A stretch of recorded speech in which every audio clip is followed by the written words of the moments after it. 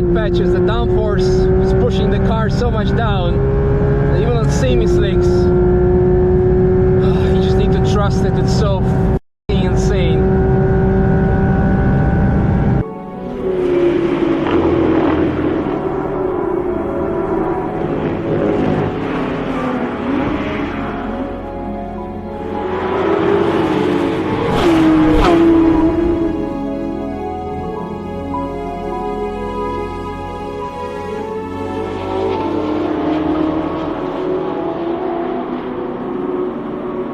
Good morning, comrades! Welcome back to the channel. Welcome back not to the Nürburgring but to Spa-Francorchamps, and probably one of the most exciting videos of the year, because we have here the 992 GT3RS.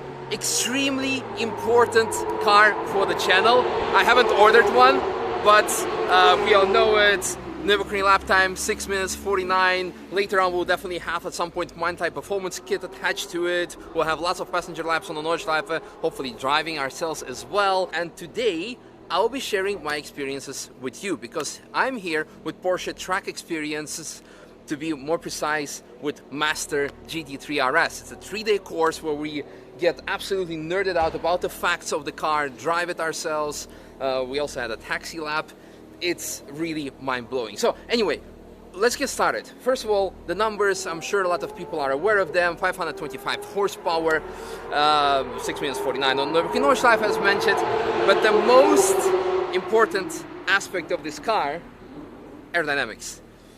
It's absolutely mind-blowing. I'll get to that later in the video after the drive. But so first of all, you already see this prominent radiator setup, so you cannot buy this car to have like a luggage space. Unfortunately, it's gone and done.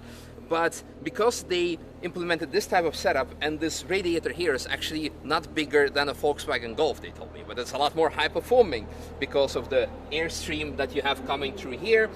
And with the previous gen 991.2, you had two radiators on each side, but it's significantly more efficient.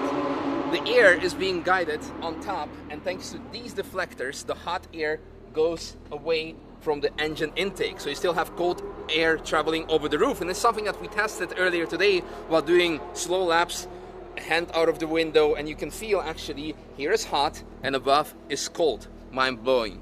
Now on the front setup, the tires have grown 275 on the front. The calipers are familiar from the GT3, so they're lowered for better lower central point of gravity, and a bit of cooling as well. Speaking of cooling, there's lots of air coming through the front. Actually, Jörg Bergmeister, who drove the lap time and also who helped to develop the car, he said it would take you more time to warm up the tires on the front because there's so much air coming through it. So it's better for the cooling, but if you're gonna go out on the first cold lap, you need to be cautious with it. There are so many differences, like for example, the wishbone setup from the front is now tear-shaped, so it adds 40 kilograms of downforce more over the conventional 992 GT3. Mind-blowing features. And then of course, all of this, all of that, and then we come to the biggest part, which was blowing everyone away when we saw this car first time on Industry Pool on Nürburgring Nordschleife 2 years ago, and you could see that the wing was moving. Yes, active aerodynamics, and it's not only on the rear, it's also on the front. Let me walk you through the features inside the car that you already have seen, of course, from the introduction of the car when it was introduced for the first time. As you can see, we have the steering wheel with 4 buttons. Usually on a Porsche, on the recent Porsches, you only have one for the drive select, but now when we turn it on, we have, first of all, the drive mode select. So when you change it, just go quickly away. You can go from normal to sport, and then finally, of course, also to track. Once you're in track, you can, well, the TC is fully switched off because Jörg Bergmeister was just driving the car, but once you press on the button, you tap on it, you can go to dynamic mode or fully on. So when you go to dynamic mode, you can still play with traction control. So like this on, it still allows you some room to play, I would say. And this goes towards more of a wet mode on the conventional 992, so you have more traction.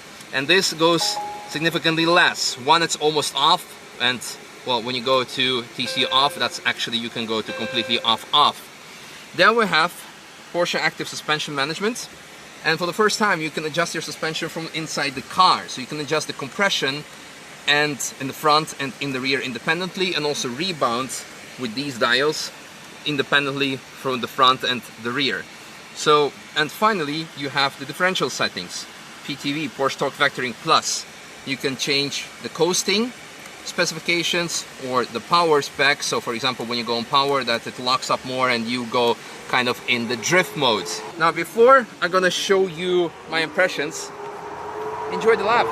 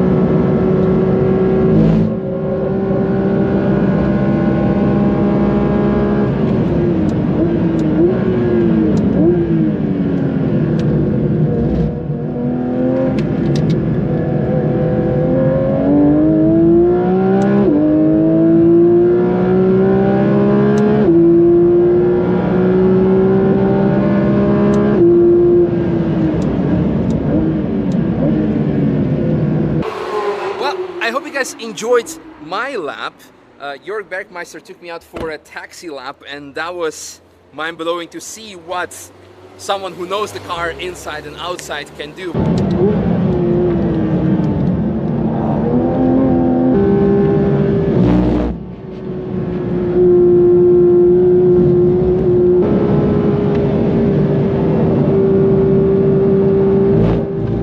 My first impressions from driving, because I didn't talk during driving because I really wanted to soak it in and tell you what my experiences are. It is the best car that I have driven for the track. The best street car. And here comes the limitation. You have so much downforce. And I know a lot of you are going to say like, oh, why didn't you take the Eau Rouge flat? Because also, for example, well, others don't take it flat. Well, you can do it, but if I crash it, I need to pay 20,000 euros. With him, you probably have to do some different kind of event like this and take out more people for taxi laps from Porsche to make it up to it. But a different story. Not gonna try stupid things. But speaking of aerodynamics, it is indeed absolutely crazy what the car can do. You can also brake so much later because you have, when you activate the full downforce mode, once you go on the brake, you have so much more downforce, so much more drag. The car stops so much faster. And the interesting thing, because the car has the so-called anti-dive technology, they reduced the dive. So when you go on the brakes that the car dives, it only dives by 6 millimeters. like this probably.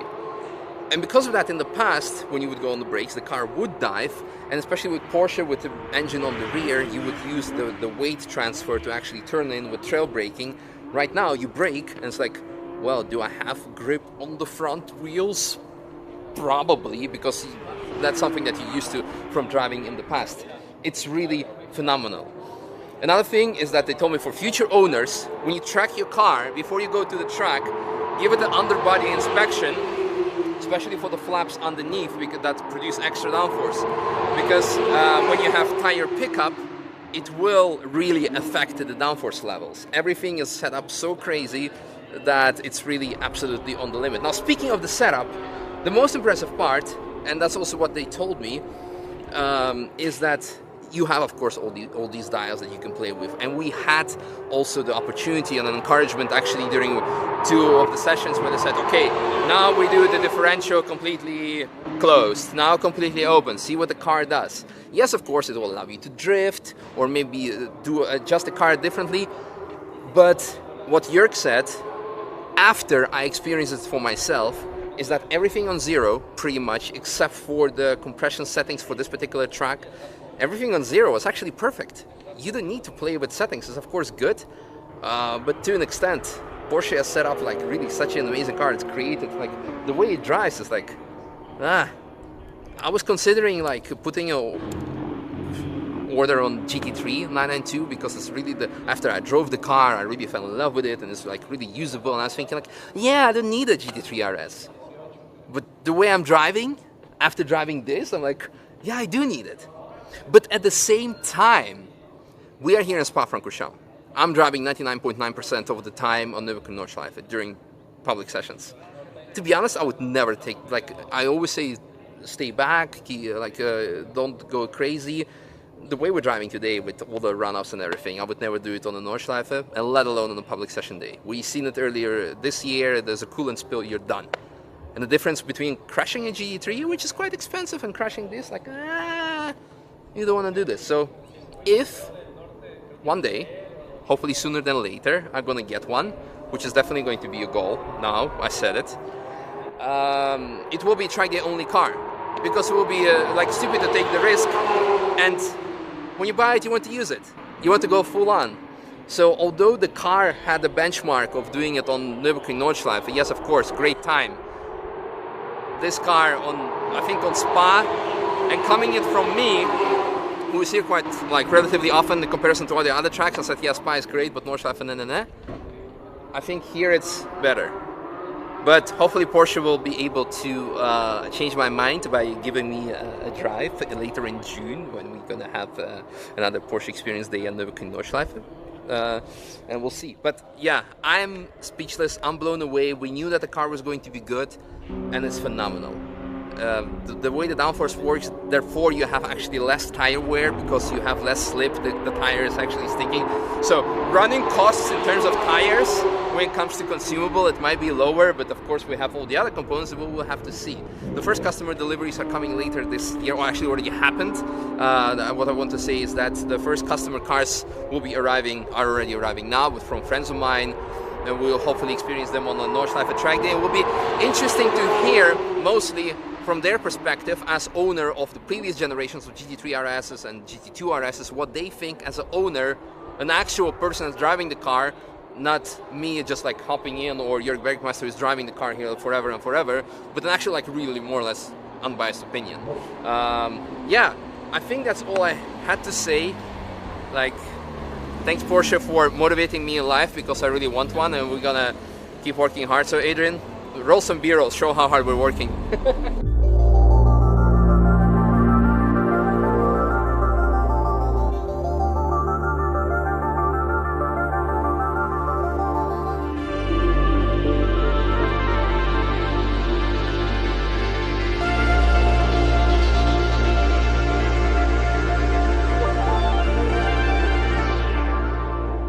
While Adrian is making B-rolls, I forgot to mention a very important thing, and it's actually the trick to activate the high downforce mode while you're driving the car.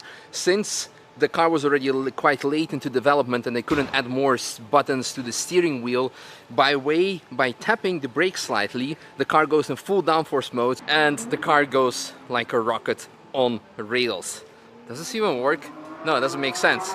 We needed this car through certain corners. One extremely important and mind-blowing thing, what really surprised me and that we actually didn't think of it, we take this sometimes for granted, the car never skipped a beat. And most importantly, the brakes. We kept on going, hard braking, sometimes not even cooling down, coming in the pits, a bit talking, some debriefing, go out again, no fading whatsoever. And you can have a look, it's like not green multi-racing pads in there, it's not blue endless pads, it's probably even stock fluid, so Porsche, you're probably one of the first manufacturers. I mean, we knew it from the previous cars as well, but GP track, Spa is very hard on brakes. Non-stop braking performance, and you can brake so late as mentioned before, but the fact that you can do it continuously, like, my biggest question is going to be, with the car being this good already, what's Manta Racing going to do? What is there left to do for them to do something? So stay tuned to find out. Subscribe, like and share.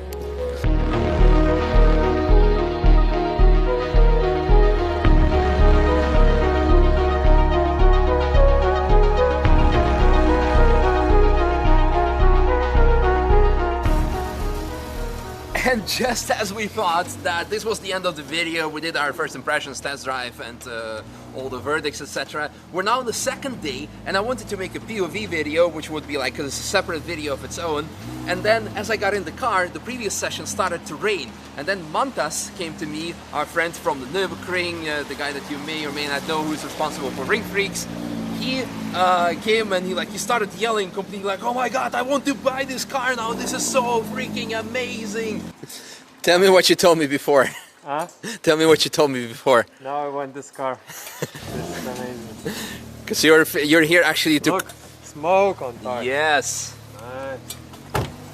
Because you're here actually to consider if you actually want to buy one. And yesterday after dry you said like, yeah, but it's actually too fast to enjoy it, you might as well just drive a cup car. And now after the wet you came like screaming and yelling like, yeah, now I want it.